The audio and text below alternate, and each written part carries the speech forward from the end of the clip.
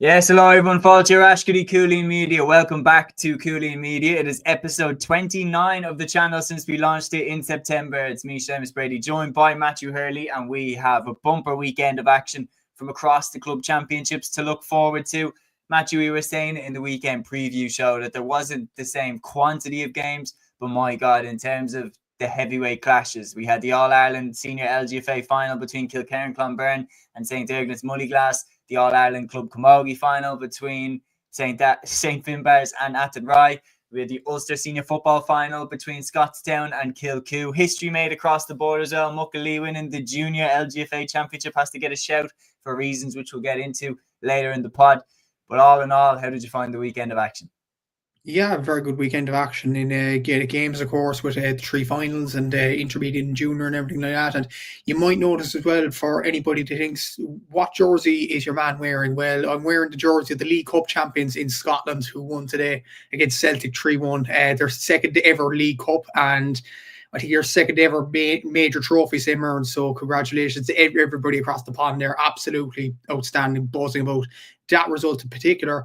Look at the other games this weekend. Kilkerrin, Clonberne, what a record. You can't say anything else about them. Obviously, there is Ballymacarbery's record to catch. They've 7 All-Ireland won between 1989 and 1995. So hopefully, Kilkerrin, they've produced an absolutely unreal team and they don't look like slowing down anytime soon.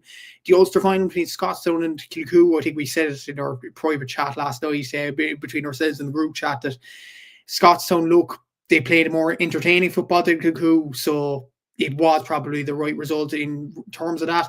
And in terms of the Camogie final today, entertaining game. Will you say maybe a Barrs slip up for the second week running in terms of the codes? Or an Athenry unreal comeback late by Trace Donoghue, of course, from midfield, and obviously the goal from Anna Jordan. But yeah, look, interesting weekend of action, and obviously the games are quieting down. Next weekend, obviously, we have 6 games only next weekend across all the grade, across junior, intermediate, and senior. So yeah, the games are decreasing, but I think that's a sign that Santi is just around the corner. Absolutely, and it's interesting because it's a different challenge, isn't it, man? Because let's be honest, when we were back in September and we're doing the stop the bus days, and the challenge back then was the quantity of the games, and it was like, we have to try and cover every club championship as much as we can and get to every code and everything like that. And just for anybody listening along, like all 4 codes across 32 championships, it's pretty tough, like, to cover them all. And but we managed to get it done, I think, to a good standard. And now the challenge is different. The challenge is there's less games. So therefore, the breakdown and the analysis has to be better because, you got to give these teams the respect that they're owed for getting this far in the competition. And the games are obviously increasing in importance along every single step of the way. And there is nothing more important in the club championship than an All-Ireland senior final. And we had 2 of them across the weekend. One on the Saturday, which was the football, and one on the Sunday today, which was the Camogie. And we're going to dive into them one by one. But first, if you are new on the channel, get involved in the discussion. Let us know what was your highlight from the weekend. What were the main moments that stood out to you? And if you have any questions as well along the way, drop them in and we will get involved with you in the discussion. I believe Liam is supposed to be joining us at some point as well. Aaron, I don't think is going to be around with us. I think 12 pubs might have hit him hard last night or something, but he's not with us here tonight. But anyway, Matthew, we will crack on here and we're going to start off with the All-Ireland Senior Football Championship Final. Kilkerrin, Clonberne, just keep going. It is absolutely sensational at this stage. Matthew, you know better than anybody that the stats behind this team. But Kilkerrin, Clonberne are one of the great dynasties that we've ever seen in Gaelic games. 5 All-Ireland Club Championships in a row. 53 games they've won in a row. They are absolutely generational, this team. They've the likes of Nicola Ward, Olivia Divley, players who would walk into any team in the country. To do what they've done is unbelievable. And the teams that they've beaten in the All-Ireland finals as well, from Kilmacud Crokes to Ballymacarbery to now St. Ergn's, who had beaten the likes of Crokes, Clonberne, Kilkerrin. Once again, Kilkerrin just proved they're a level above everyone else. They're a generational team. That's all you could say about this Kilkerrin Clonberne side. As you mentioned there, 53 games unbeaten or 53 wins in a row. Their last loss in championship football was against Mourne Abbey in 2019 in the All-Ireland final. That was it's just a sensational record for everybody involved. There are 5 All-Irelands in a row, 8 Connacht titles in a row, 13 Galway Senior Championships in a row as well. They're officially the second most successful LGFA team of all time in terms of putting together All-Irelands after Carberry obviously winning 7 in a row between 1989 and 1995. Like, they are going to be gunning for that record. It's as simple as that. And you look at every position on the Kilkerrin Clonberne team, it's full of inter-county quality, or at the very least, high club quality. You look at defence, you look at Nicola Ward, you look at Sarah Gormley, you look at Lisa Murphy in goal. In midfield, you have the likes of obviously Siobhan Divley in around that area. You have Louise Ward, absolutely superb players. Olivia Divley up front, Ava Noon up front, Lindsay Noon, Chloe Miskell. The list is endless. And when you put it together as well, Ailish Morrissey, who's a fantastic player as well, is actually out with an ACL injury. So that's another player to add to their bow as well. They have a fantastic group of players. They have a fantastic mentality. And I think one of the interviews last night, actually, TG Carr, one of the players were actually saying that they were happy just to get one in 2021 when they beat Mourne Abbey. Or I think it was 2021, 2022, winning around that time. And they were happy just to get one on the board. They never would have thought in their million years that they'd win the next 4 afterwards. It's just been absolutely sensational. And even Orgnuts, even after the goal by Leah Stewart in the first half, like Orgnuts seemed to be getting a stranglehold on the game, and you were thinking 1-4 to 1-2 around the halfway mark. You were thinking, okay, Orgnuts might put a bit of a onus on the game here. But as soon as Kilkerrin clocked the kick out, I would say, on Orgnuts, they pushed up on them, and there was no going out from an Orgnuts point of view. And when Lindsay Noon hit the back of the net in the second half, that was it. It's as simple as that. It was game over. And what impressed me most, their shooting wasn't great. It was 45% in the final. But what I will say defensively, and I looked at that this morning, I was thinking, like, they only conceded 2 frees inside their 45. They won 12 turnovers inside their 45. That's about an 86-87% tackle rate in their defensive line.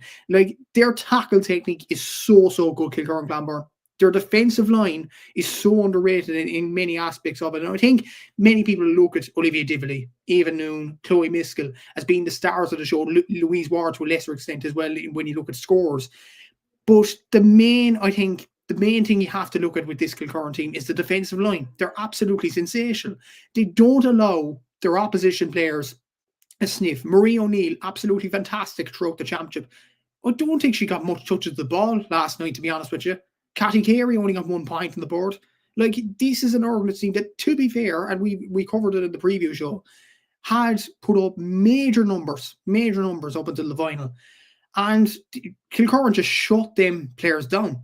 It's as simple as that. They were absolutely sensational. When you look at their defensive line, like Lisa Finnegan, only back from injury this season, Sarah Gorman, as I mentioned, Kathleen Mee, Niamh Divley, Nicola Ward, Hannah Noon, like absolutely sensational players there as well. And Siobhan Divley, who got the player of the back row in the middle of the park, they were absolutely brilliant. And like, they have a brilliant squad, they have a brilliant spine as well around the team. Like, imagine the club spine of Sarah Gorman at fullback, Nicola Ward at centre back, midfield of Siobhan Divley, Aisling Madden, half forward or centre forward of Louise Ward, and full forward Chloe Miskell. You won't get much Divley just chilling on the wing. It's crazy. You've got chilling at the wing forward. You got Eva Noon in there, a corner forward. You've got Ailish Morrissey, who isn't around for this year because of her injury. And it's like, yeah, for most club teams, that's the breaking of a team, losing a player of that caliber. Like, that's the other thing, is like, when I'm saying about the dynasties as well, one of the main things for me that puts them up there with the great dynasties that we've ever seen is the way they're winning these championships. It's not close. Usually it's not close. Like, what was their average that they won games by? Like, what was it? Like, in the final, as you said, with 15 minutes to go, I had no doubt in my mind that the game was done. I was like, this is just because what Kilkerrin are is they're so strong around the middle. Nicola Ward, Siobhan Divley, Louise Ward, Hannah Noon. And teams find it so hard to get past that half-back line consistently. And the reality is once Kilkerrin had Orgnuts boxed in, especially in that third quarter after halftime, that's where they did all the damage. And they got that second goal. And once that second goal went in, you just knew that the game was done, because Kilkerrin's defence is too strong to concede the numbers that Orgnuts were going to have to put up to do that. And Orgnuts, are a quality side, but Kilkerrin still looked too strong from very, very early on in the contest. That's when you know how good they are. And the reality is, you look throughout the championship, they absolutely hammered their way through Galway again. They absolutely annihilated everybody in Connacht. They came up against Comer Rangers, the Munster champions, in the semi-final, and they held them to 3 points, made it look easy. And now in the All-Ireland final, they've won it by 6 points, and never once did I think that they were going to lose the game. They are simply the best. They are probably, they are without question one of the best dynasties. And you could argue they're up there because like the competitiveness of the games has got, you know, the standard has got higher and higher as the game has progressed. Obviously, in the early days of the codes and everything like that, you had a few clubs that were good at it. But the reality is like now, 50 years on from the founding of the LGFA, it's in every pocket of the country. And Kilkerrin, for some reason, something in the water around there that they're just better. I don't know what is going on, but what do you think? You mentioned about the defense, and I'm guessing you have the stats to boot. What, like when I'm saying there about how they seem to win easy, I'm guessing that's backed up by stats as well. It is because when you look at it, their average winning margin was 16 points up until the final. It was 315 to around 7 points. It was in and around that margin, and they only conceded goals in 2 games in the run up to the final. That was against Westport and obviously the Clare Galway game in the groups, the earlier round of the Galway Senior Championship. And obviously, when they conceded the goal to Leah Stewart, it was almost like it wasn't well worked already. Like when Orcas tried to work the ball, they just were in with a brick wall with Kilkerrin Clonberne, and there was no getting out of it. When they got the goal, it was a certain amount of luck. Cathy Carey hit the post, dropped out to Leah Stewart, and it hit the back of the net. And in some instances, that may be a square ball. So look, they got lucky with the goal. And what I would say, like when Orgnuts were rushing for a goal, when they needed a goal at the very end to try and make this game interesting, Kilkerrin just shut up shop so easily. And they got their matchups bang on, I would say. Like Marie O'Neill, quiet. Cathy Carey, quiet. I know Brona Devlin was a blame for Orgnuts, and that was a huge loss to them. I will say that.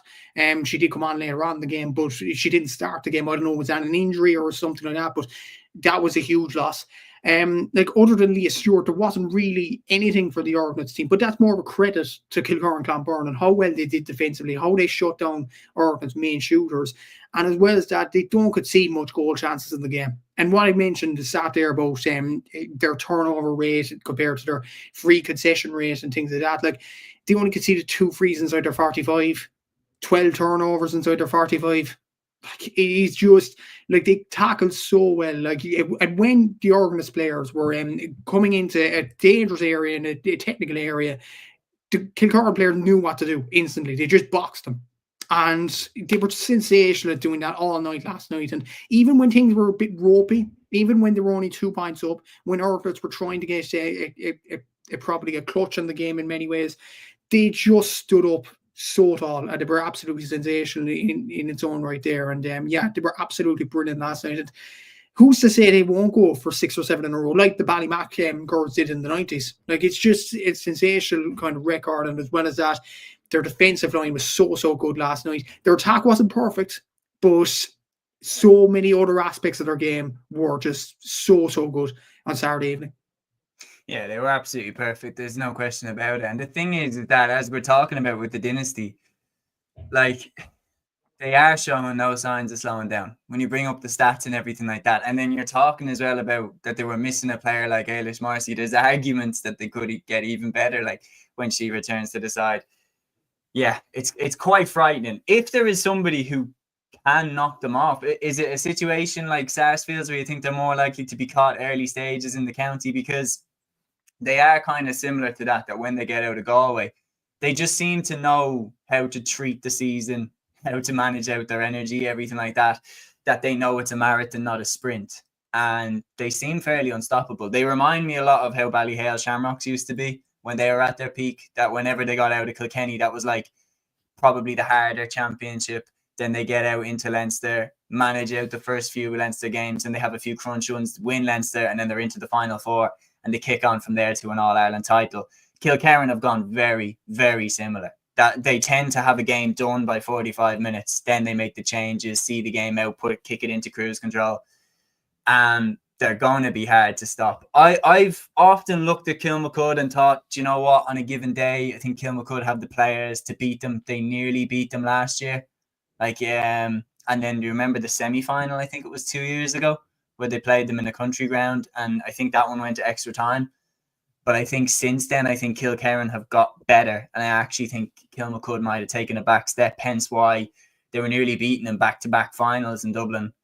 And they have fallen to Ignitz when they had home advantage in the semi-final. So it's really, really difficult. Can you see anybody beating them before they do the 7 in a row? I know that it's like we're talking about 2 years down the line here, but can you see anybody stopping them? They've beaten nearly everybody that they've come across, like 5 different opponents in their 5 in a row quest. They've beaten Mourne who were the side that beat them in the All-Ireland final in 2019. They beat Kilmacud Crokes, who were absolutely sensational in their own right in Crow Park last year, but they still got over the line there. Donaghmoyne, who won All-Ireland in the past, back in the 2010s from Monaghan. Obviously Ignitz, Ballymacarbery, one of the best club sides we've seen in LGFA history as well. Like, they've beaten nearly every side, every club side that seems to stand tall against them. Like, honestly, Seamus, I can't see anybody around the LGFA sphere stopping them. Never mind, like, I don't think anybody in Galway is stopping them. I'll just put it straight like that. Nobody in Galway is.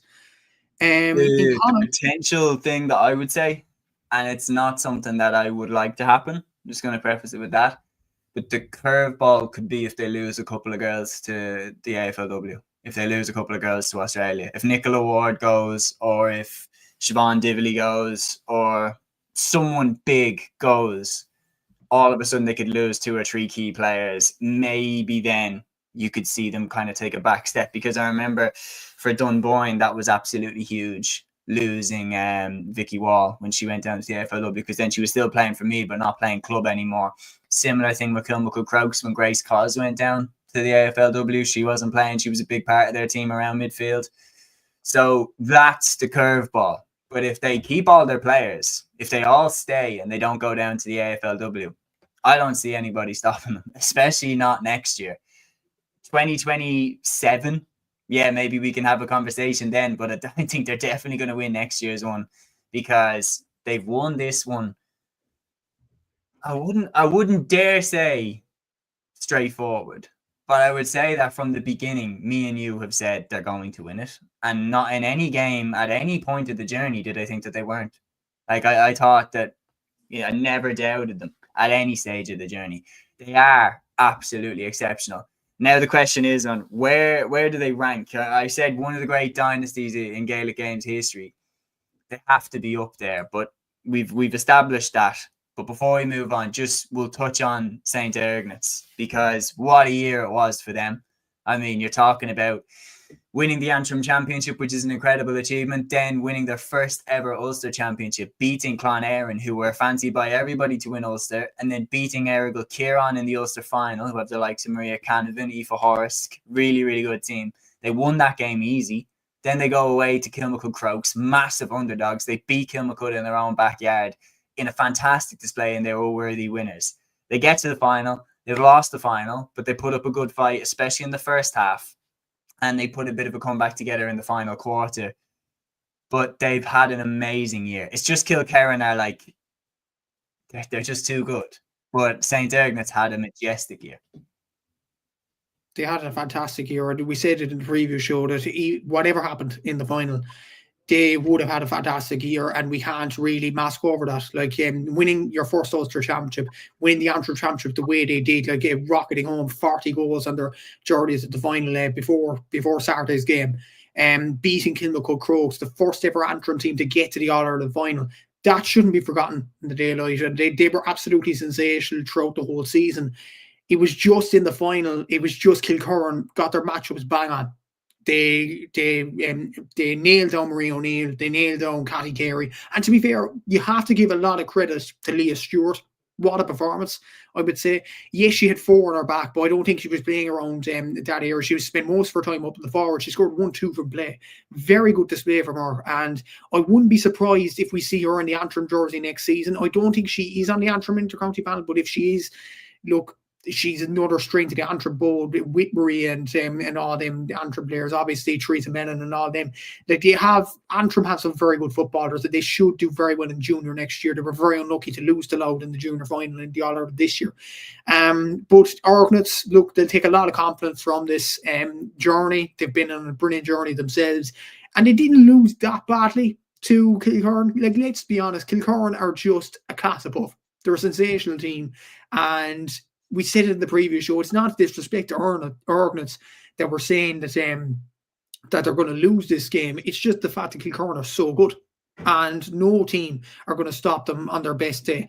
And look, Argonauts had their chances, things like that in the first half in particular, trying to gain a bit of an advantage on them, but it just wasn't enough. And once Kilkerrin, they boxed them in the second half, there was just no getting out from there.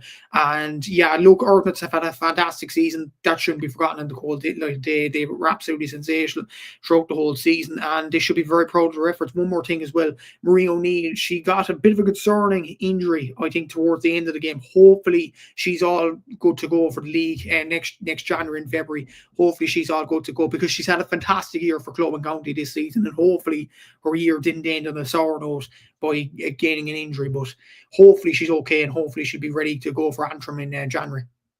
Absolutely. Well, that brings a conclusion to the end of the All-Ireland Senior LGFA Championship for 2025. And once again, Kilkerrin Clonberne are the queens of the championship. They are absolutely superb. 5 All-Ireland titles in a row. It is one of the greatest sporting achievements now in the 21st century. Unbelievable stuff from them, and their glorious run continues. Matthew, we're going to move on next to the next game, which is, of course, the All-Ireland Senior Camogie Championship Final, which took place today, and this one did not have a definitive ending. Athenry won 12, St. Finbarr's 15 points at Croke Park.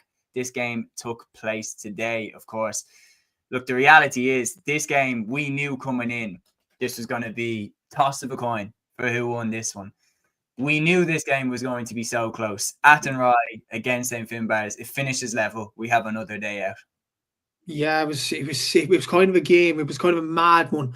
Like, in the second half, the Bars were 6 points up, and when Emer Hurley puts the ball over the bar, you're thinking, okay, the Bars have this wrapped up, and it's going to be a historic achievement for the club in being the first club ever to win an All-Ireland Senior title in 3 different codes, and the history was on the shelf there. Then Therese Donoghue, who's absolutely sensational throughout the game, it gets a shot off, hits the bar, and then Anna Jordan puts the ball in the back of the net, and then there's a bit of nervy moments. The Bars, to be fair, I think they could have put it away earlier, I would have said, in fairness. Like, they had their chances, the likes of, obviously, like Kiva McCarthy had a big chance in the second half. Elliot Wicked Barrett had a huge run as well, passing it off to Emer Hurley, and the ball ended wide. And there were huge chances just to put this Athenry team at arm's length and away out of the Dolphins. But at the same time, once the game was 2 or 3 points, Athenry were always going to get back into the game. 2 free throws have been a rabbit, and they're back in it, back in it with a 1 point game. Bit of a scuffler on the field. The Bars lose the ball, and then obviously Kayla Madden gets the equalising score, and we're going to another day. And I think Athenry will be absolutely delighted, because they came out of that game like they looked dead and buried with about 5 minutes to go in that game. But I think the Bars, and I seen Stephanie Pudge, the captain for the Bars as well, a shot of her at RT after the game, and she looked absolutely devastated like the rest of the team. It was just a kick in the, I would say a kick in the face, really, for the Bars players. It was just absolutely, it was so I would say gut-wrenching from their point of view, because they had that game by the scruff of the palm of their hand, and they just let that game slip in there. But in fairness, Athenry, it was a brilliant comeback from them. But Bars would be very, very disappointed over losing that game. Not losing the game, it was still a draw. There was another game to play at the start of 2026, but it almost felt like a loss, really, for the Bars. They had that game by the scruff of the hand, and they just let it go. It was just so unfortunate. from their point of view. They shot so well up until the last few minutes. It was above 70%, 60%, and then a couple of wides, and it was just, it was just so hard for them to take, in fairness, to draw that game. Like, Attenroy will need to improve on a lot of things, I think, including their shooting and things like that. Particularly in the first half, it wasn't up to scratch. And at halftime, the Bars were 2 points up, and they were against the wind. What the Camogie pundits were saying on RT, in fairness to them. And I thought the Bars would have wrapped it up, and especially when there were 6 points up, they kind of have it here. But ultimately, Attenroy came back into the game. You have to give them a lot of credit over that. But for the Bars, that is a bad draw to have, in fairness to. Yeah, well, we are going to give you a break there to have a sneeze if you need it, because Liam is here and he's jumped into the studio. Welcome, Liam. Howdy, lads. How's things? What's the crack? Welcome to the breakdown of the weekend. First thoughts, we'll just get your thoughts very quickly because we have just moved off the game. But Clonberne beating, of course, St. Ignatz yesterday, 5 All-Ireland titles in a row. We were saying one of the great dynasties in the history of Gaelic games, for sure. Yeah, absolutely. No, and it's a great achievement from them to, I suppose, I'd say about 5 or 10 minutes into the second half, I became very, very sure that they were going to go on and win it, because the first half, was sort of even enough. Obviously, Ignatz did themselves very proud in the opening half an hour to only be a couple of points down. They got the goal, which was very, very impressive. But I suppose, yeah, as the second half was kind of dragging on, the first couple of minutes, unfortunately, from an Ignatz perspective, it just felt like it was game, set, and match, to be honest. Once Lindsay Noon got the goal, and it was a mounted decline from them from there. But listen, it's a great achievement still from Moneyglass to have gotten to the final, to have won the Ulster Championship, won the Antrim Championship, and yeah, listen, only losing by 6 points against this team is absolutely no disgrace at all either, to be honest with you. Like, this is an unbelievable panel. It's an unbelievable club, Kilkerrin, and congratulations to them. I believe I think they're going for a record in a couple of years' time. It's a record 7 or 8 in a row. I'm not sure if seven or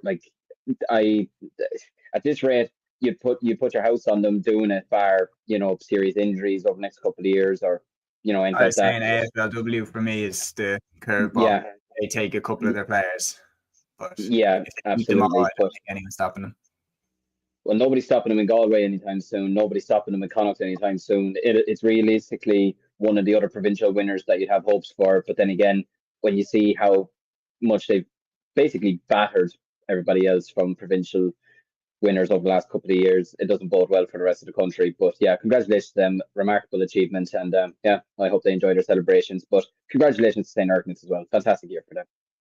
Yeah, it was a brilliant year. There's no question about it. And then, of course, I'll throw it right back to you, Liam, because you were in Croke Park today, All-Ireland Camogie Final. I was just chatting with Matthew there. Will it feel like, what was the feeling in the ground? Was the feeling in the ground that Attenroy got out of jail, or was the feeling that if the game had gone on for another minute, that maybe Attenroy would have stole the win? Like, what was the atmosphere like? If the game had gone on another 60 seconds, we'd have an All-Ireland winner in Attenroy. To be honest with you, the momentum that they got from the goal, and like, I was sitting, me and Killian Whelan were doing the commentary for the Camross game before that. We stayed around to watch the second game, and we said it ourselves. It got to a point where we just said, this game, it surely has to be over. It was, I believe it was 15 points to 8, or was it 15 points to 9 going into the final 2 minutes before stoppage time was added on, or anything like that. And like we were saying, they need 2 goals to draw this game or win this game, whatever. And I said, they're not even going to get one, because it just didn't seem like they were going to get a goal. They were not able to break down. Like, Finbar's defense was absolutely excellent. They were hunting in packs. They were defending fierce well. They got their matchups right. There was constantly 3 or 4 players chasing an Attenroy player at each junction. They weren't leaving them options. Even if, say, a player was down in the corner, down, say, the Davin stand side, beside the Hogan as well, around that corner. Even if they tried to deliver the ball over across, trying to get the ball into the box, whatever, the swarm of bodies that were in blue, like, it would have just been impossible. So I really said to myself, if there's going to be a goal, we said it has to be a mistake, penalty, something like that. It's got to be a free goal. And in a way, it kind of was. The ball coming off the crossbar, and then you had Anna Jordan coming in and just pulling on. I'm pretty sure it was her. I think it was her that pulled on it, because there were 2 of them there, but I'm pretty sure it was her that pulled on it in the end. And yeah, all of a sudden then they've just got this excitement built around the Athenry support and the Finbars. I could see some of their management just starting to think, oh, okay, right. Because they were home and hosed. The game was done. It was over. Like, Finbars had one hand on the cup.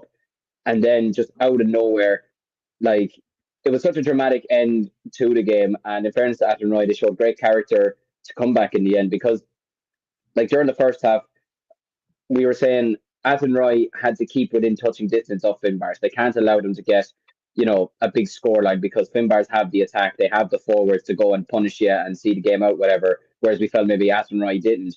But getting the goal, they got it at the right time. They got a 45. They tapped it over, won the next puck out. And from there, yeah, just an unbelievable point by Spina Rabbit at the end to level things. And yeah, they fairly announced the replay fairly quickly. It'll be the weekend of the 3rd and 4th of January. So it's a bit unfortunate for them that they had to think about it over Christmas. But regardless, it was a fantastic final, fantastic dramatic end to it. And thoroughly enjoyed it. Yeah, it was a brilliant game. There's no question about it. Matthew, you mentioned as well about like the comeback and everything like that from Athenry. What changed? Jeez, I think it was genuinely the goal from Anna Jordan, to be honest with you, because like obviously Therese Donoghue made that run, and obviously she was the player that hit the bar with the shot, and then once a goal goes in like that. But I think honestly it did change when the goal went in, and Athenry got a bit more confidence under their belts when it did happen. But as I said to you before, Seamus, the Bars had plenty of opportunities to put them away. There was one in particular, I think they were a point or two up, and Ella Wiggin, the Bar, brilliant player, by the way, obviously, and very pacey player, coming onto the pitch. She raced down, beat the Athenry defender for pace, and you're thinking, okay, maybe the eyes light up, maybe the goal is going to go on, but surely you have to put this over the bar. She passed it off to Emer Hurley, okay, that's fine, pass it off to Emer, put it over the bar now. And then Emer the Athenry defender gets a slight hook in it, and the ball goes wide, and you're thinking, wow, like this is the ultimate. Is bottle job a bad term, to be honest with you, lads? I don't know if I'd call it a bottle job because they still, the defending was still really solid at the end in terms of like, because Athenry went for a goal a few times and they still held firm. But I do agree with you. There was definitely, you could get a sense off Finbars that they were just slowly retreating closer and closer to their own goal and trying to shell up and protect what they had. Because all of a sudden, Athenry were winning everything. All of a sudden, every puck out, every breaking ball, Athenry were winning it. And you're watching, thinking from the other side, where the hell has this been from Athenry for 50 minutes? Like, why is it taking them so long to get to this level in the game? Because as you're right, Finbars looked to have the game wrapped up, but then what happened with the switch of the momentum and everything like that? Therese Donoghue, a lot of people know her as well as Therese Marr. What a legend. Like, to still be doing the business. Like, she won All Ireland with Galway back in 2013. She was playing with Galway for a while before that as well. She's just one of those evergreen players that, like, it really is. Like, she's a perfect example of, like, class is permanent. Yeah, David, like what I see during the week, I don't know, is this her age now? She's 43 or 44. Is she actually? 42, I think. I think she's 42. 42, and she's one of the best players on the pitch, without question. Like, genuinely, I was looking at her thinking, like, she could still do a job for Galway, 100%. Like, jeez, no question about it. Like, it would be, obviously, like, the commitment and everything like that. And, like, it became very obvious as well in the final few minutes who the county players were. Like, Dervla Higgins at 6, especially when the game was in the melting pot. She won a few turnovers there that were massive. You were mentioning about the opportunity, with Wiggins and Barrett. When she got through, Dervla Higgins was the one that got back and put the block in. I don't know if it was Ella herself that took the shot or did she lay it off to someone else, but it was Higgins that got back that got a block in. Like, just in the last couple of minutes, she was immense. Nothing got past her. She dispossessed Kate Wall as well and got a sideline cut at a crucial stage. Like, she was just a brick wall in that dying few moments where Athenry needed to keep winning possession and everything like that. Then Therese Donoghue obviously had the county experience, and then they were trying to get the ball into the likes of Sabina Rabbit. Like, she was the obvious inside county star threat, and the Bars as well, like the Cahillans, everything like that. That's one thing that was clear in this game too. that was as good a job as I've seen anybody in the club championship do on Orla Cahalan. They neutralised a lot of the Bar's threats quite well, I thought. Yeah, it did. In fairness, yeah. I thought Orla Cahalan was quiet for most of the time, but in fairness, she played off some nice passes when she did get the ball, in fairness, and she still got 2 points. And she was well back out of the game by Dervla Higgins, so you have to give Orla a lot of credit for that. But that's a quiet game, then that's a good sign. What impressed me about the Bars, in fairness, was there are other players that stepped up, like not just Orla Cahalan, not just Kate Wall, all them. Nicole Olden, who scored 11 points in the runs up to the final, she got 3 points for play. And I thought she was a menace up front, especially in the first half, I thought. Kiva McCarthy was good at stage. I thought Kira Golden was absolutely excellent around the middle of the park as well. Saoirse McCarthy was well neutralised as well, I thought. She only got 1 point from play. She got 6, but 5 of them coming from frees. I thought the defensive line were very good for the Bars, in fairness, up until obviously the last few moments. I thought Maeve Callahan was sensational at cutting out the danger. I thought Stephanie Punch, the captain of the Bars team, was very, very good cornerback as well. So she got an amazing hook at a crucial stage on it was the Athenry centre forward, Kerry O'Driscoll. Yeah. But she was through, like, goal on her mind, and she takes the swing off the left, and then amazing hook. To be fair to Kerry O'Driscoll as well, I thought she was excellent. To be fair, like herself and Kate Wall, in fairness to them, they were always a driving force. They were always trying to go forward with the ball and try and create something, even though maybe some of the time it didn't come off the way they would have liked. But I thought she had a very good game today, to be fair to her, and was one of the, driving forces in getting her side back into the game as well. Mm-hmm. Yeah, there was some excellent performances all over. I thought, to be fair, does it say something about Athenry? Would you be worried about them going to the replay, lads, that their best player, their overall best player, was Trace Dunn, an absolute legend of the game, with 42 years of age? Would that be a worry for Athenry going to the replay? No, I wouldn't say so personally. I think it's because it's the here and now. Maybe for the future, yeah, but for the here and now, Therese Donoghue is still going to be good to go for that replay. So, in fact, it's actually probably because she, at the start of the championship, she wasn't starting for them. So what that game has clearly proven is she is absolutely still up to this standard. So we can put her at midfield for the replay and give her the number 8 jersey this time and start her there from the beginning. I know that she started the game, but she started with number 19 on, late inclusion. I'm thinking they're going with her next time because she was absolutely unbelievable. Always with a replay, lads, when a replay is on the horizon, the question replay is always, like, the main question with a replay is always who has the bit between their teeth, who has the initiative now. Which camp would you rather be in? I mean, I still have a feeling that the Bars have more to offer in their forward line and they should have won the game. But in terms of, like, adrenaline, you'd probably prefer Athenry, just simply for the fact that they came back at the end, and had that game gone on, like I said, another 60 seconds, potentially, even 30 seconds or whatever, like had the referee allowed one more puck out with one more play, then Athenry could easily have gone on and won the game in the end. But look, it's a tricky one. They have, just under a month now to get themselves prepared. The Bars can now go back and say, right, we dominated most of the game. It was just the final couple of minutes. We need to make sure now that the next time we go into the game, no matter what the scoreline is with a couple of minutes to go, we're still fully focused and we don't take our eye off the ball and we don't think about the cup until, the whistle is blown, whatever. But then from an Athenry perspective, you're thinking, if we can perform the way we did in the final 10 minutes over the course of the 60 minutes, then, again, they have a great opportunity. But yeah, look, I think from an actual team perspective, I still feel like I prefer to be in the Bars because I still feel like they have more to offer, both in the forward line. I think even still defensively today, up until the 59th minute, they'd only conceded 9 points, which is a very impressive feat in an All-Ireland final. But from an actual, like, feeling like you want to go back out there again right now, I feel like probably Athenry, because, like, a lot of them, the players were, like, not celebrating, but, like, they were all, like, rejuvenated at the end because they got another day out, whereas with the Bars, it felt like they were after losing it, So it'll tell a lot in the next couple of weeks, but it makes for a very, very interesting replay.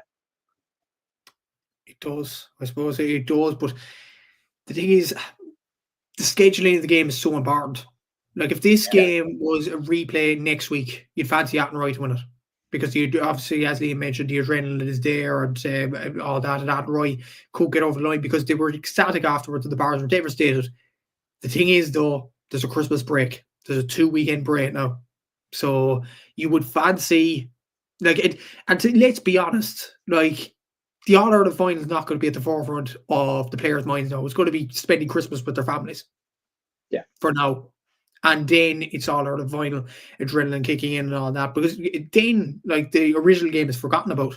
So when taking all that into account, you probably say the Bars maybe because of their attack, the more they can offer defensively as well and things like that.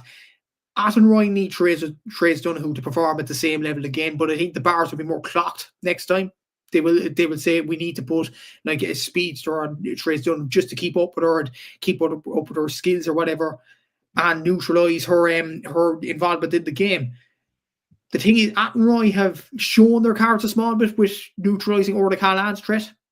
They were going to put Dervla Higgins on her, so the Bars might come up with a plan to try and take Dervla Higgins out of the game as much as possible, if that is possible in any way. So I think the Bars probably, in that sense, probably would have learned more, and their attack and offer more, as Liam mentioned there. And the break, I think it suits the Bars way more than it does Athenry. So it might age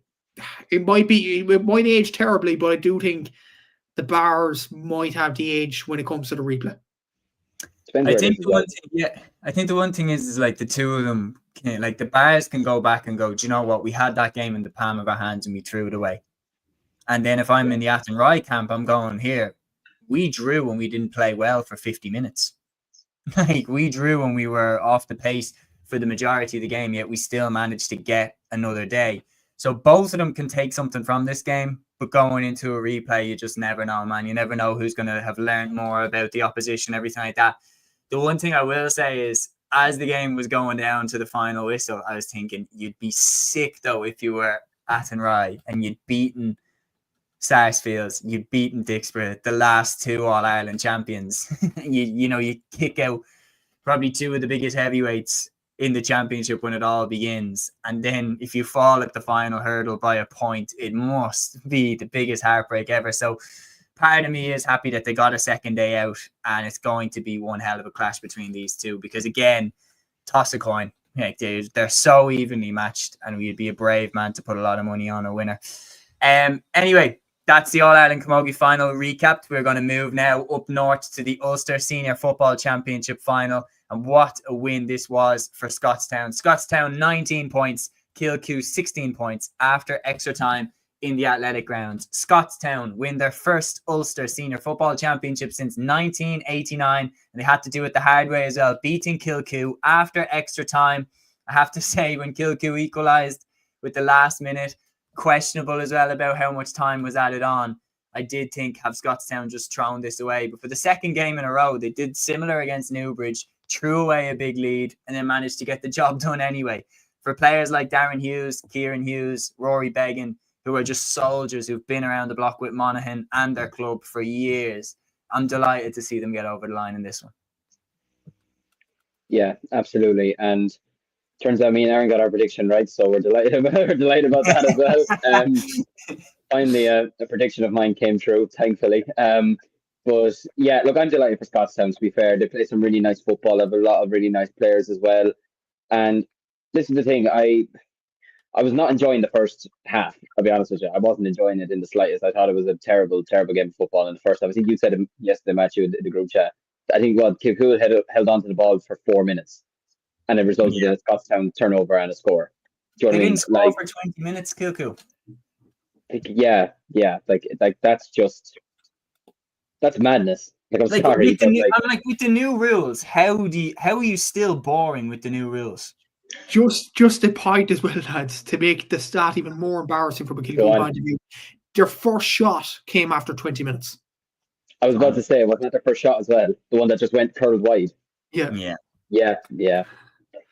That's bonkers. Like, you're just thinking with the new rules, you're thinking, surely you have to shoot on side. Like, you're keeping the ball for 4 or 5 minutes. The one thing is, there was a bad wind. But still, it was a massive wind. It was a massive wind, and that was something that did sort of concerned me for Scotstown at half time. And then they came out the second half, and it's almost as if the wind was no factor at all, to be honest with you, because they were still kicking points. Okay, Kilcoo started kicking their scores as well. But as the game was progressing, I actually was thinking, do you know what? Scotstown have it here. They're going to do it. They're going to actually win it. And then in typical Scotstown fashion, they decide to try and make things interesting, for neutral perspective. But yeah, look, I mean, I think one thing, first of all, Rory Beggan. I think we said it at the start of the year as like a joke that he could end up as the top scorer in the inter-county season. 11 points. Like, I'm sorry now, when do you see a goalkeeper scoring 11 points? 2-pointer rule, place balls or not, 11 points from a goalkeeper is absolutely insane. And some of those kicks as well. Tag on to that, Liam.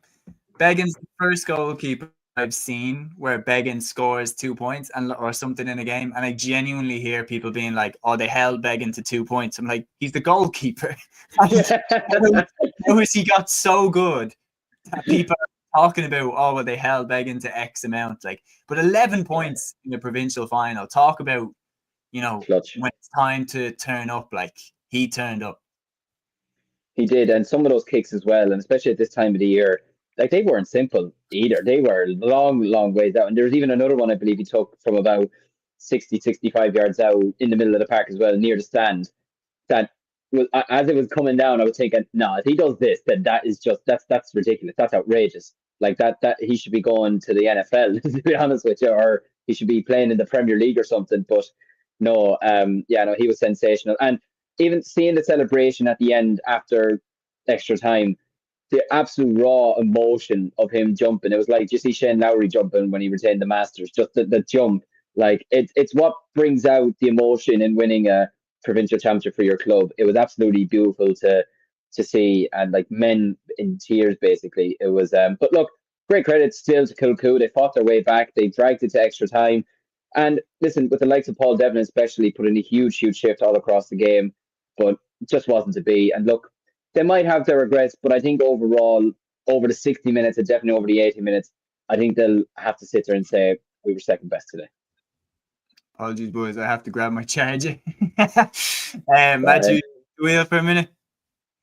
Yeah, he was I suppose from the game's point of view, like the scores from play actually were, what was it? 7 points to Kilcoo, 8 points to Scotstown.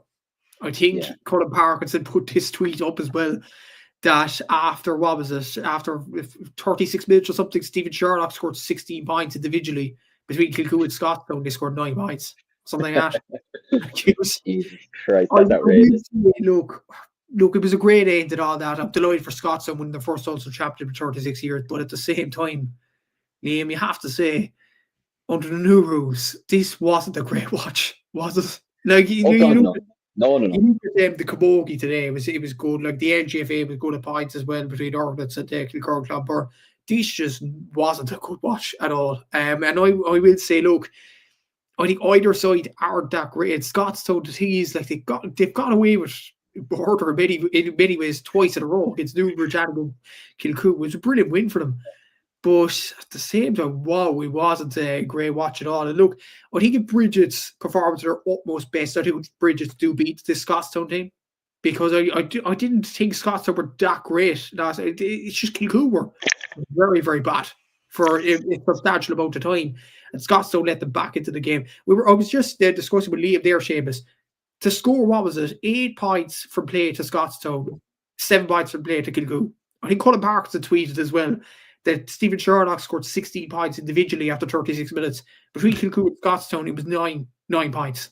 Yeah. Well, I remember at halftime as well, I was like, look, the win definitely was rough, but like, to go in at halftime having only scored 1 point, I was like, what on earth is going on in that dressing room? Like, and you were that, like, the other thing as well is that 1 point, that saved them from, I would say, quite a bit of embarrassment, because if that doesn't go over, you know that's doing the rounds at halftime. You know that's getting articles written about it. Kilcoo failed to score in the first half of the Ulster final. Like, and people will be like, what on earth is going on here?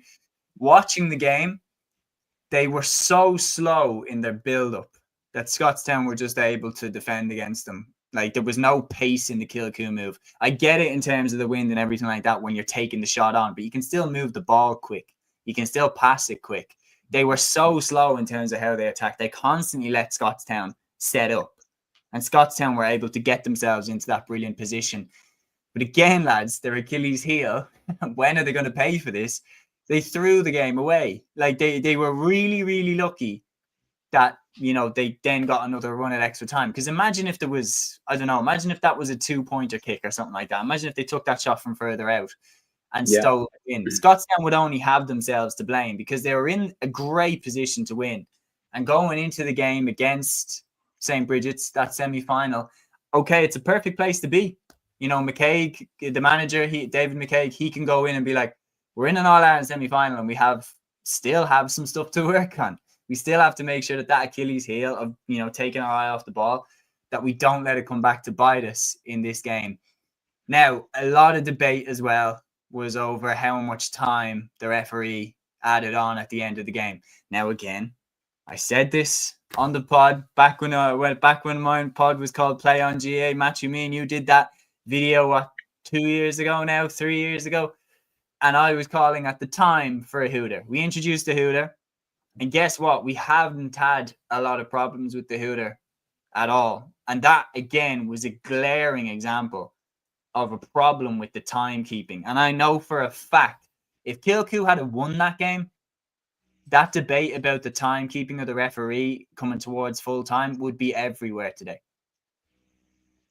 Probably would be, yeah. Yeah, There's no doubt about it. No, it's a tricky situation, and I heard, I don't know, is this true about the league next year, the Intercounty, that they're scrapping the once the hooter goes, like they're saying once the hooter goes, the game is over.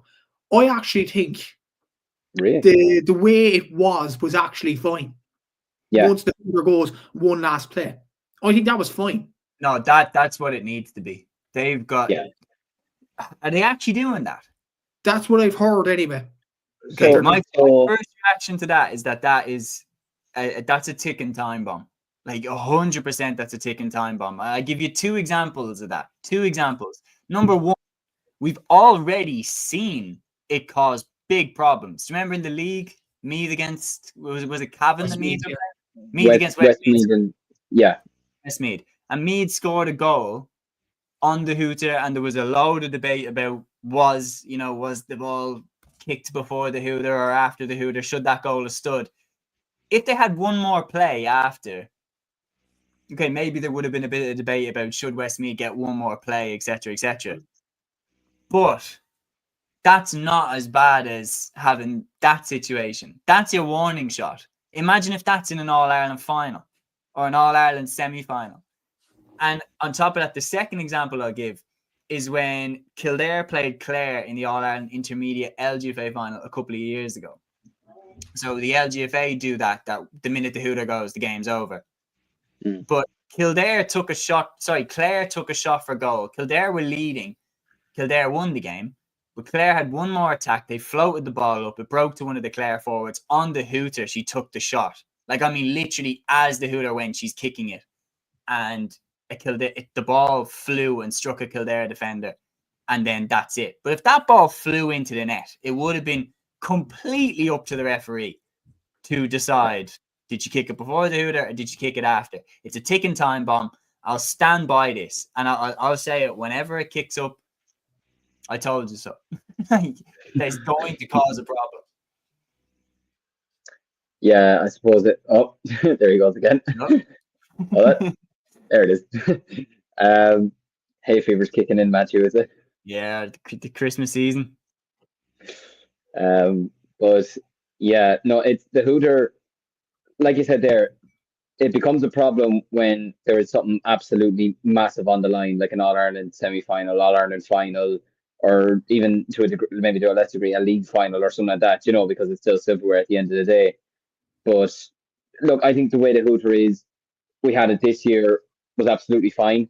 It goes, but then you have maybe one last attack, and then as soon as the ball goes dead, okay, the game's over. Similar enough to to rugby. You know, the clock hits 80, but the game doesn't end. You know, it ends when the ball goes out, or obviously if you win a free or a penalty, whatever, you can take it, whatever. But yeah, I don't know. I wouldn't be doing it like LGFA. I think even the LGFA should change it to, you know, yeah, if the ball is still in play, let it play out and see where it goes from there, rather than just like, could you imagine? I don't know, just an example. Could you imagine Kerry are playing, just for heaven's sake, Dublin in the All-Ireland final next year? Dublin are winning 14-13. David Clifford has the ball. He's about to kick a 2-pointer. Whistle goes. That was I'd be happy. Yeah. I'd be like, yeah, don't let David Clifford do. You'd be delighted, but I'm just saying, like, it would cause biased real quick if that happened. I never would. Podcast that night. I love the referee. I love the system. But I always said this was the right way. But yeah, I'm like, it would just cause such uproar, and I don't know. It nearly would be, obviously if you won the All-Ireland it'd be great, but it'd be no benefit to anybody to a degree. So I don't know. I'd be in favour of just, I think, leaving it as it is. But yeah, we'll wait and see how it goes. I've just got confirmation. I seen an RT article. This was on the 2nd of December, so it's pretty recent. The top line is Central Council have decided that the hooter in the league and the championship Gaelic football will signal an immediate end to games next season. And they're saying the reason that they're bringing this in for the league and championship is because some games extended well beyond when the hooter was sounded in the league and the championship, which I don't think was a problem, but most people don't think it's a problem. Yeah. But how long did they go on for? Like 5 minutes? Most games get an added time of 5 minutes. And the thing that always annoys me is, as a fan, is like, it's so easy to time waste, and it happens all the time. And it's so frustrating when you see a goalkeeper move slowly to take the kick out or take the puck out, or then all of a sudden everybody has cramp, and all of a sudden, you know, the physio needs to come on the pitch to help someone put a contact lens in, you know, all this stuff. And you're just like, it's so rinse repeat every year, every game. And I'm always like, can they not fix this? It is fixable. Other sports have taken care of it. And if you make the time more efficient, you do kill a lot of time wasting measures because they become irrelevant. The reason that teams keep doing them is because they work. They do kill seconds. They do kill time. And the other thing as well on top of that is, how many times have we seen it where it's been unbelievably apparent that the referee is like allowing another play potentially for a draw? Like that maybe they feel a bit of pressure, that maybe they've been a bit unfair to one of the teams, so they allow one more attack. And it did feel like that with the Scotstown Kilcoo game, that like he let that game go on for ages. And then the minute Kilcoo equalised, he blew it up. And I was like, what the like did that 4 minutes of added time, and they kicked the equaliser on 5 minutes 30 seconds into added time. Like, so they got 90 extra seconds for what? What happened? And the other thing is as well is that it's a constant problem. And eventually they're going to have one day where it's going to happen in an All-Ireland final, where there's going to be massive disputes over the time. And I just think with the hooter, the perfect system, as far as I'm concerned, I've always thought this, the perfect system is the hooter and then one more play, and that's it. And the clock stops on every big stoppage in the game. So if someone gets injured, the clock stops. If someone's time wasting, the clock stops. If there's substitutes being made, the clock stops. Yeah. Things like that could kill a lot of time wasting measures and make sure that you're getting as close to 70 minutes being played as possible. 100%. Yeah. Well said. Exactly. I don't get down off the soapbox anyway. I don't think anybody's in disagreement over that. I'm just puzzled as to why they're changing the rules when it actually worked well. Even though there are some complainers, and it's like you can't please everybody. Yeah. It's just I think it was so needless, to be honest, to change it. I think the way it worked, like I bring it as I have an example that I went to a game, Cork against Roscommon in Portlaoise. Roscommon needed a draw to stay in the championship. They were 2 points down, and they had one more play to decide whether to stay in the championship, go into the preliminary quarterfinal or not. And Cork knew that too. The hooter sound, Roscommon tried to build it around for the last play. Dermot Burta eventually has a 2-pointer kick. Daniel O'Mahony blocks out the ball. Sean Bowler kicks the ball out. Game over. Yeah. I think that was a good end to the game. But when you think about it, if if this system is implemented, the current system was implemented for that game, then Roscommon could have rushed a shot. And the ball would have ended wide or something like that anyway, and there would have been disputes over it. So look, again, I agree with you. They know exactly how long they have left. They can look at the clock and go, we've got 40 seconds left to run this. And let's be honest about it, we've seen it with perfect effect in the All-Ireland final. Do you remember when Paddy Clifford hung on to the ball and then David Clifford timed his run to get that 2-pointer just on the stroke? Yeah. Like, that was a real thrilling way to finish the first half. It was a superb way to do it. And the way he ran off as well. Like Peter's saying here, they're too impatient on rules. They won't wait for the cement to set. They just rip it out. But my thing is that they'd already seen evidence that this works. Why change it? And I get that, you have all the rules. I would have been amazed if all of the rules that made the game better got through, because you're always going to have people that want to push back on certain rules and stuff like that. Yeah. In my opinion, what is naturally going to happen is someone is going to get screwed over massively by this. Like either a club or a county is going to get screwed over by the timekeeping, and then they'll probably change it again. But until then, they're probably going to stick with the status quo. My thing with it is like the referee has enough on his plate with refereeing the game in terms of making sure that the fouls are being called correctly and everything like that. I would look at, like, especially for the inter-county games, the All-Ireland finals and stuff, take the timekeeping out of the referee's hands. Like, make his job as easy as possible. Make it that the referee only has to call the fouls and not add on correctly how much time and everything like that. Timekeeping over to a fourth official or someone, as far as I'm concerned. But anyway, Peter here saying, hey lads, mighty win for Scotstown. A scrappy game. Think the Bars have to be good at. They nearly had 1 foot up the steps. Galway hurler Pádraig Mannion in the Athenry backroom team with Joe Rabbit. Peter with a good question, lads. What do you make of Clontarf's motion going to Congress that county players must play X minutes or X club games per season? I seen something. Was that like a Leitrim club that was pushing for a motion? I seen it on Sports Show that a club is pushing that county players would have to be selected from the clubs that are in that county championship or something.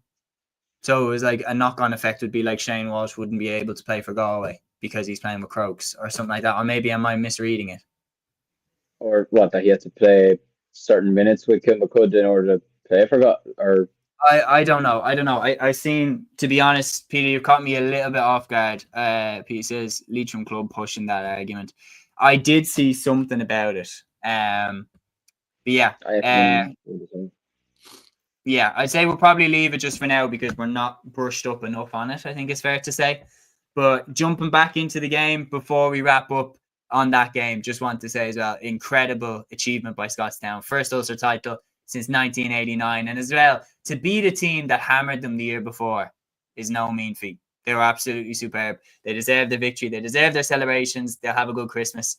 And then they'll get into the All-Ireland semi-final against St. Bridget's. Looking at the rest of the games, so across the weekend, we had the All-Ireland Intermediate LGFA final. Knockbride of Cavan, they beat Caltracoons of Galway by 3-10 to 4 points in Croke Park. And we had the All-Ireland Junior LGFA final where Muckalee of Kilkenny remarkably beat Cromain of Kerry by 113 to 2-9, and that was in Parnell Park. Matthew, you've had your eye on this one throughout the season. Take it away. What an incredible result this is. It was a superb result for Muckalee, in fairness, and it's just brilliant for Kilkenny LGFA that they have not just a provincial win but an All-Ireland win to boot as well, and it just boosts the profile of Kilkenny LGFA. And the more teams we want, the more teams are successful, the better in terms of the sport, because you look at Kilkenny in men's football, they're in the junior championship. You hope one day they'll be in the National Football League. For now, though, they're slogging over with London, New York's B teams, which isn't the right way to go. But you look at the LGFA team, they're in the little Division 4 for a number of years now. I think this is their third year in a row next year that they are in that division. And now you look at Muckalee, who have the majority of the Kilkenny LGFA team, and they go ahead and win the junior championship. I think it's one of the stories of the year. I think it's a sensational story in more ways than one. And when you look at some of the players involved as well, like I've kept my eye on this as well, like Katie Nolan, who is a brilliant player for the Kilkenny Camogie team, and one of the probably the main players of the Kilkenny forward line. She scored 10 points in this final in football out of 113. Very good display from her, in fairness, and she got the winning free at the very end when Cremon obviously had a goal at the end for Roisin Griffin and the point for Marianne McDonald, and you're thinking, okay, the Kerry crowd, they're going to gain up on them, but then Muckalee, what a way to win it, obviously with Katie Nolan striking the winning point. And obviously I've seen photos of herself and Edwina Keane, the Kilkenny Camogie legend, obviously with her as well, who plays full forward on this team. It's great that some of the Kilkenny Camogie greats and brilliant players actually put their weight in many ways to the Kilkenny LGFA story, and it's absolutely brilliant in so many ways. And I think that's an indication that everybody in Kilkenny wants LGFA to develop. And I think it's a great thing as well. Laura Green got an early goal in this week game. Katie Purcell got 3 bites as well. So very good display, very good win for Muckalee, in fairness to them. And what a win and what a way to do. Look, you have to give a lot of credit to Cremon. They stuck with them. Ema Burkett, good display with 3 points. Roisin Griffin had a brilliant display with 2 goals and 3 points. Mary Kate Smith also scored. Maggie Quirk as well, and Marianne McDonald. So it was a good display from Cremon. To only lose the All-Ireland final by a point is not a disgrace, and what a display from them in many ways this season. But it is Muckalee's day, it's Kilkenny LGFA's day, and absolutely brilliant win, and congratulations to all involved. As for Knockbride winning the intermediate crown, they were well in control of this game at the intermediate. They were 2-3 to no score up at halftime in Croke Park, and it just looked like Culture Coons just weren't at it, the races at all. In fairness to Abby Connor, she got 6 points. Gia McCabe got the player of the match award from TG Carr. She got 1 goal and a point. Sarah McCabe got a goal from the penalty as well. Katie Rogers getting a goal kind of to wrap it up in the second half. Very good display. Look, Sarah New deserves a lot of credit for Culture. She got 3 points out of their possible 4. But look, I think it's a brilliant win for that Pride, and the stories coming out of that is brilliant as well. I think a main story out of this, Rebecca Davey, actually a sister of Lindsay Davey, the Dublin legendary LGFA player. There actually, for I don't know how she ended up in Cavan and playing for that Pride, but there you go. It's just a brilliant story in many ways, and she could say to Lindsay that, look, Lindsay can have her All-Ireland inter-county medals, that's fine. I have the club medal. So look, that's the main thing out of that. And look, congratulations to Rebecca Davey, and congratulations to everybody in Knockbride and everybody in Cavan LGFA for winning the crowds. And congratulations to Knockbride, to Kilkerrin, Clonberne, who won the senior, and especially to Muckalee in the junior. Absolutely, and big shout to Knockbride and to Muckalee for their respective successes. Liam, I'm throwing this one to you next because you were in the commentary for this one. First, big shout to Brigini Oga of Antrim, who beat St. Dominic's of Roscommon by 1-8 to 1-5 in the All-Ireland Junior Camogie Final. That one took place in Dunamore Ashburn. But the All-Ireland Intermediate Camogie Final took place in Croke Park in Liam. You were commentating on this one. Cam Ross of Laois beating Ballincollig of Cork by 114 to 110. Yeah, and it was a strange sort of a game. It was very much a game of 2 halves, to be honest with you, because going into the game, like Ballincollig are a team that are starting to come on the up again. They have a lot of young players in their team as well. And I suppose the feeling was Camross maybe, not that they didn't have to do much to win it, but I feel like maybe they had a sense of, okay, we can win this game maybe comfortably enough, but it was far from it. Ballincollig put up a huge battle. I mean, Hannigan, a corner forward, I believe she's 16, I think, or 17 years of age. And the goal that she rattled in was absolutely, you'd swear she'd been playing for 15, 20 years. Do you know what I mean? Like, absolutely unbelievable move. Goulding at full forward as well. Like, she was just an unbelievable presence in the full forward line in the first half. But I think Camross got a grips to it in the second half, especially. There wasn't, like, they didn't concede a score from play in the second half, Camross, which when I said that, when I was interviewing some of the players afterwards, they were kind of looking at me going, Jesus, way to boost our ego even more, you know, after winning an All-Ireland. But yeah, no, like, it was an incredible achievement from Camross. Sarah Ann Fitzgerald had just a game of her life. She was absolutely sensational. It was an unbelievable achievement from them. She took one hit in the second half when she was going to hook a ball, and she came back onto the pitch. She had a big bandage over her head, and we said it on commentary. She looked like she'd been through a war, like an actual legit war. Like, it was heroic to see. And yeah, herself, Amy Collier got 3 points from midfield. She was absolutely sensational. Grania Delaney had a superb game. Scully Wingford worked her socks off. Erin Walsh, very unlucky not to get a goal or two, to be honest with you. Got to give great credit to Hartnett in nets for Ballincollig. She pulled off some unbelievable saves, especially at the start of the second half. And look, the goal from Fitzgerald was, I mean, it was a typical old school pull on the ground into the back of the net. I mean, you love to see it, don't you?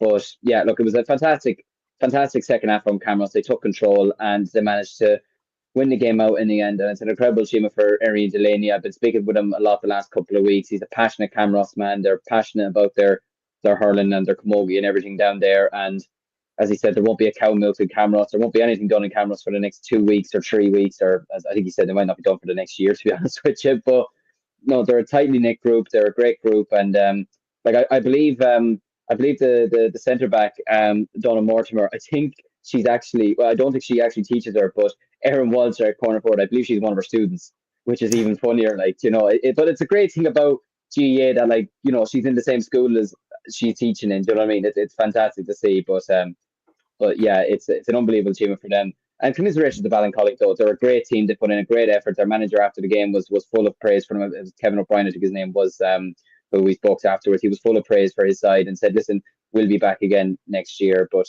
yeah, it's a great performance from Camrose. And there was a Cuddy playing at wing back. I saw one of the comments there. There was a Cuddy playing at wing back, a very famous name down in the Camrose side of the world. But yeah, congratulations to Camrose, commiserations to Ballincollig, but they'll be definitely back again potentially next year. Just a question there, Liam. Sarah Ann Fitzgerald, absolutely brilliant today, by the way, but she's the Laois LGFA player, is she? Yeah, she's won multiple All-Irelands at LGFA level and Camogie level, whatever. She's one of the best dual players to ever play for Laois. She had a terrible injury this year that ruled her out. I believe it was her ACL. I remember interviewing her before their All-Ireland final against Tyrone earlier this year, and I was down in Camrose last Saturday. I got invited down to the Poets Cottage to interview some of the players or whatever, and I met her and I just said, how's your leg now? And she just looked at me and goes, it better be right for next week. But no, she's a great character, and they're all great characters down there. They're a lovely bunch, and I'm actually genuinely delighted for them. They seem like really, really nice people, and yeah, no, she's a credit to herself. She put in a huge shift, and she was a real leader for them, especially in that second half. And yeah, no, it's fantastic for Fitzgerald as well. One of the best dual players to ever come on the Laois. Yeah, no doubt about it. Massive congratulations to all involved. And before we wrap up, going to give a massive shout as well, Peter. I know you're a happy man too. Kildare clubs winning the football championships at intermediate level and at junior level. Salins of Kildare winning at intermediate. Grange Noblin of Kildare winning at junior level. Incredible results. Massive congratulations to all involved. But that brings another end to our latest episode here, episode 29 of Cúilín Media. Massive congratulations to Kilkerrin, Clonberne, to Scotstown for winning Ulster, Kilkerrin making a 5 in a row as well. The Camogie Final, they'll have to do it all again. And massive congratulations to any club who achieved national success across the weekend. That is it from us for another episode here. We will see you on Thursday for another weekend preview show. But until then, Tora. Follow your instinct, baby. Follow your instinct.